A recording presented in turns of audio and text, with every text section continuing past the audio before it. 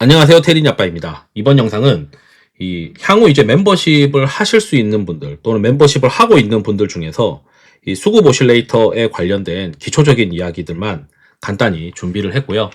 이게 저희가 이제 휴일이 꽤 있으니까 제가 이제 그동안 좀 바빠가지고 못 만들었던 파일에 관해서 엑셀 파일 중에서 핵심 부분들은 그래도 좀 이제 간단히 어떻게 활용하면 되는지 다시 한번 리마인드 하고자 영상을 준비했습니다.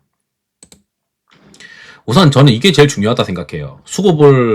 이게 수급이 통하려면은 계속 그쪽에서 매수가 계속 발생을 하면서 시장에서 중심주여야 된다라고 이제 말씀을 드리고 있죠.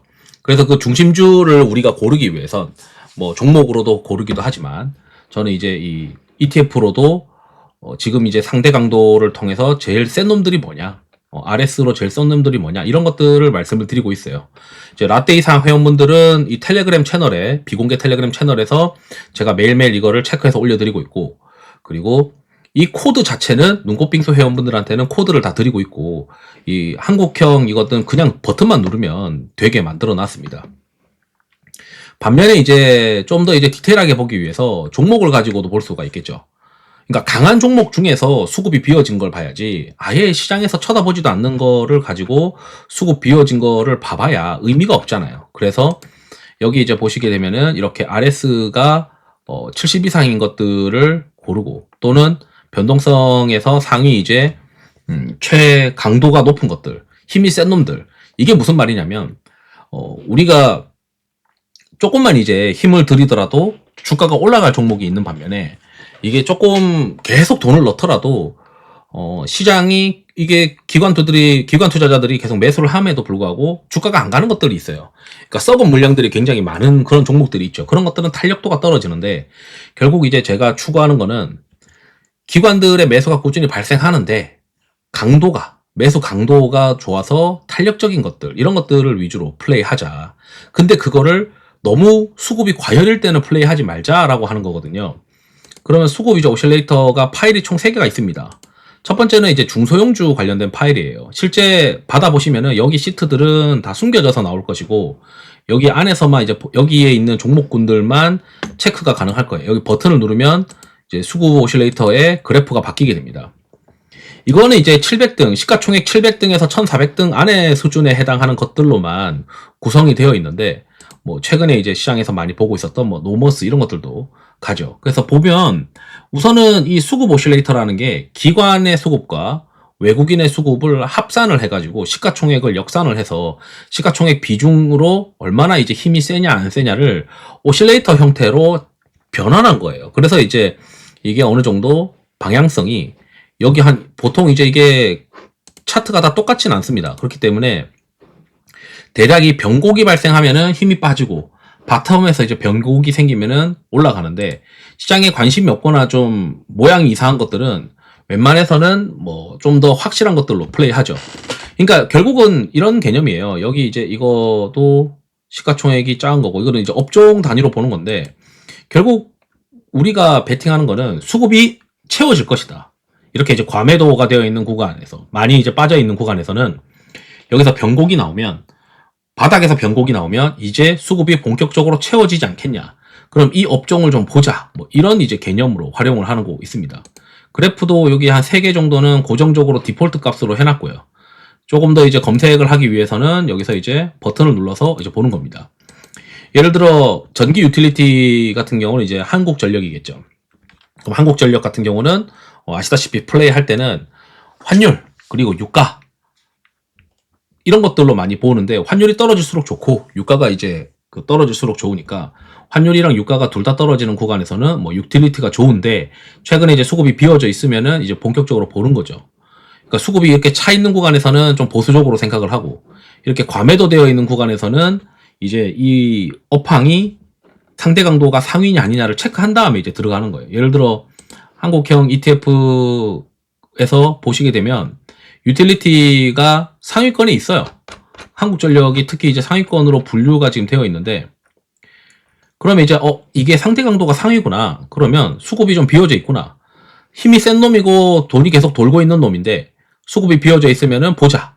이런 개념으로 들어가는 거죠. 그래서 항공, 우주항공에서도 지금 최근에 수급이 좀 비어져 있고, 그래서 수급이 비어져 있을 때 사면은 실수를 줄이는 거죠. 주식이라는 게 사실 실수를 줄여야 되는 건데, 과열일 때 이렇게 뭐 쭉 과열일 때 매수하거나 어설플 때 매수를 하게 되면 물리거나 실수를 할 확률이 높아지는데, 그 실수할 확률을 줄이고자 만들어 놨다라고 보시면 됩니다. 그래서 이것도 들을 때는 유니버스부터 뒤에 있는 시트들은 다 숨겨서 안 보이게 이제 해놓고 드리고 있어요. 그래서 왜 그렇게 안 보이게 하냐면, 이게 그 원천 데이터에 대한 저작권 우려가 있어가지고 이 부분을 가공된 부분만 보이게 해달라라고 이제 그 회사 쪽에서 얘기를 하시더라고요. 그리고 이제 그 데이터 제공하는 회사 쪽에서 얘기를 한 건데, 퀀트와이즈 쪽에서 얘기를 한 겁니다.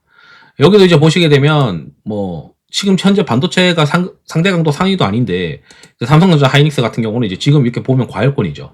그럼 과열권에서 떨어질 때는 이거 한 턴 기다린다고 보시면 돼요. 여기까지 떨어질 때까지.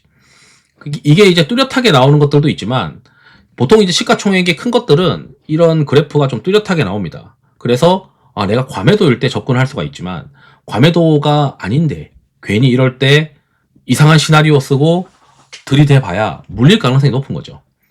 그래서 이제 여기서도 괜찮은 것들을 이제 업종별로 보면서 어느 쪽이 좀 더 상대적으로 수급이 비어져 있느냐, 그럼 내가 뭘 볼 거냐, 이런 고민들을 할 수 있겠죠.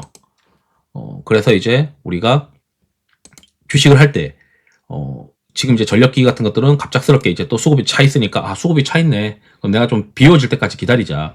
이게 똑같이 이렇게 진폭을 그리진 않고 대략 어렴풋이 하고 있고, 그 다음에 이게 주가가 내려가는데 와중에서도 수급이 차 있는 경우가 있어요. 저는 이럴 때 수익이 안 났더라도 매도를 해버려요. 왜냐면 이게 또 내려가는 구간이 되면 흐물흐물해지거든요, 주가가.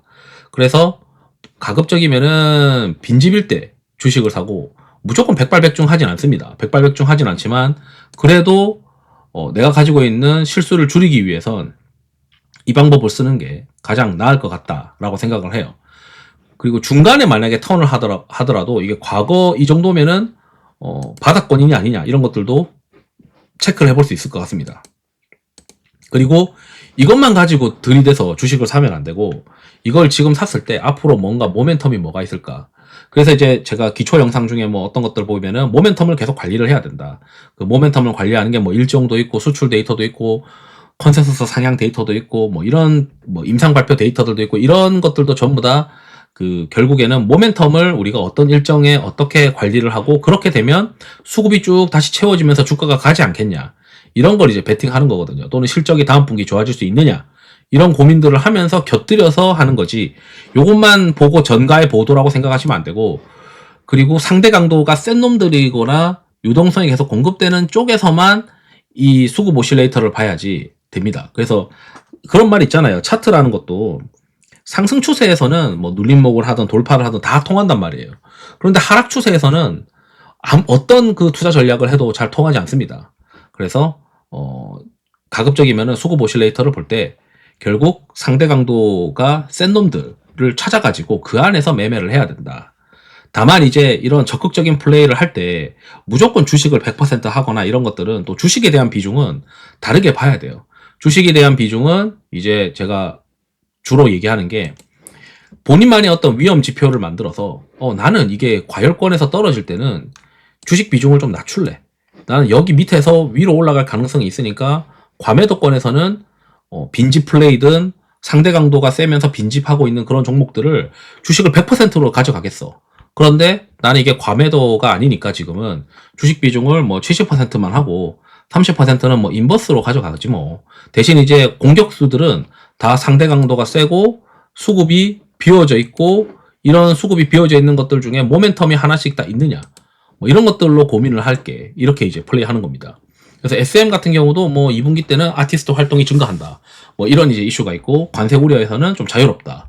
1분기 실적이 좀 컨센 하회할 수 있겠지만, 컨센 하회 하더라도 최근에 하이브가 컨센 하회했음에도 불구하고 주가가 올라간 거는 결국 1분기보다 2분기에 대한 기대감이 살아있기 때문이다. 그럼 SM도 같은 흐름을 볼 것 같은데 거기에 한한령 해제 이슈까지 있지 않냐.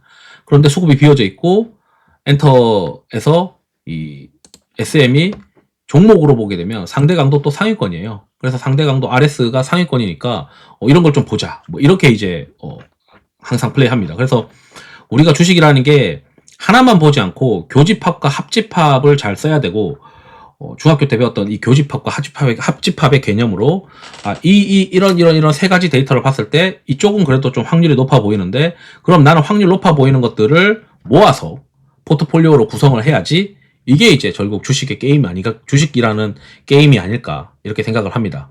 그래서 간단하게 이제 수급 오실레이터에 대해서 말씀을 드렸고, 실제 파일을 매일매일 업데이트해서 드리고 있고요. 실제 보실 때는 여기가 이제 다 숨겨져서, 여기 있는 데이터들은 다 숨겨져서 들어가게 됩니다. 그리고 종목명을 이름을 쳐도 되고, 여기 있는 이제 종목들이 클릭을 해서 보셔도 되고요. 그래서 내가 가지고 있는 종목이, 나는 이거 길게 끌고 가고 싶은데 수급 빈집일 때만 조금씩 더 사고 싶어, 뭐 이런 방법으로 쓰시는 분들도 있는 것 같습니다. 그래서 이렇게 이제 말씀드렸고, 한번 이제 필요하신 분들은 멤버십 가입해서 활용하시면 좋을 것 같습니다. 이상으로 영상을 마치도록 하겠습니다. 투자에 도움 되시길 바랍니다. 감사합니다.